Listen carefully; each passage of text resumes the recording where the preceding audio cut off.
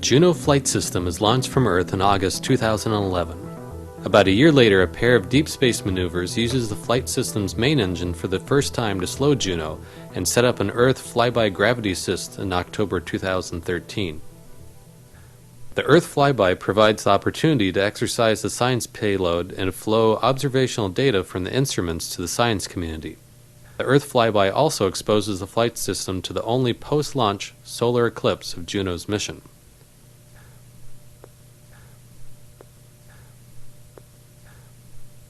About 5 years after launch and a little less than 3 years after the Earth flyby, the flight system reaches Jupiter with an approach over the North Pole. Juno's investigations of Jupiter focus on 4 themes: origin, interior structure, atmospheric composition and dynamics, and the polar magnetosphere. No other object in the solar system can tell us more about the origin of the planets than Jupiter. The record of Jupiter's origin and early evolution lies hidden deep within the planet's interior. In addition, Jupiter has the most massive atmosphere of all the planets, and Jupiter's magnetosphere is the largest structure in the solar system.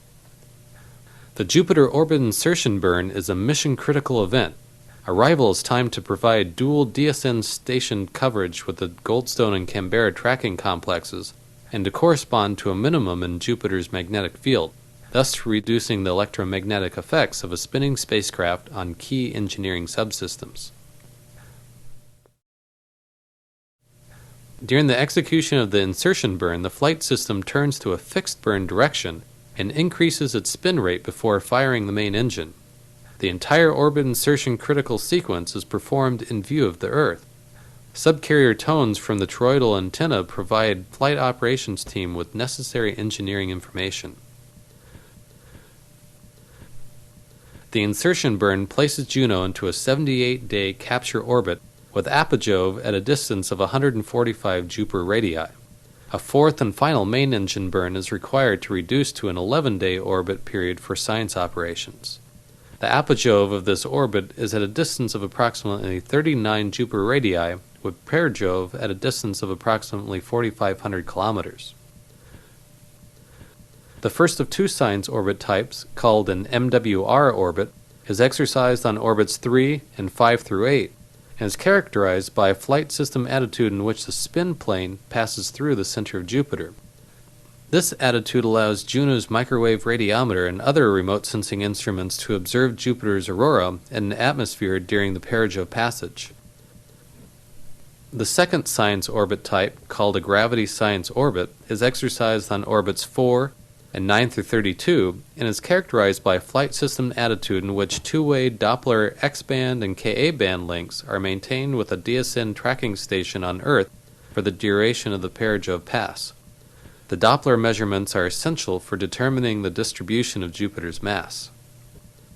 Juno's fields and particles instruments participate in both science orbit types, obtaining measurements of Jupiter's magnetic fields, plasma waves, and radio emissions.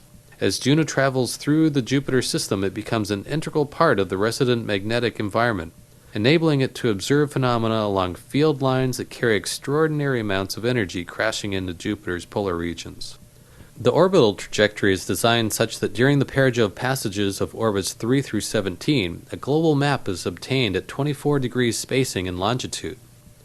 With an 11-day orbit, the Jupiter longitude of each successful perigee is designed to differ from the previous one by 192 degrees. After 15 science orbits, the map is complete at 24 degree spacing. An offset of 12 degrees in longitude is implemented before starting another 15 orbits, continuing with orbit-to-orbit increments of 192 degrees.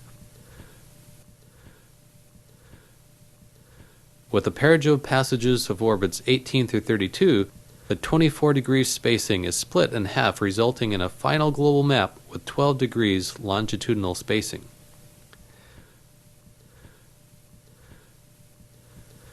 Orbit 33 provides a perigee pass that has been held in reserve. It is designed to replace any longitude that may have been missed due to anomalous behavior on any single perigee of the previous 30 orbits.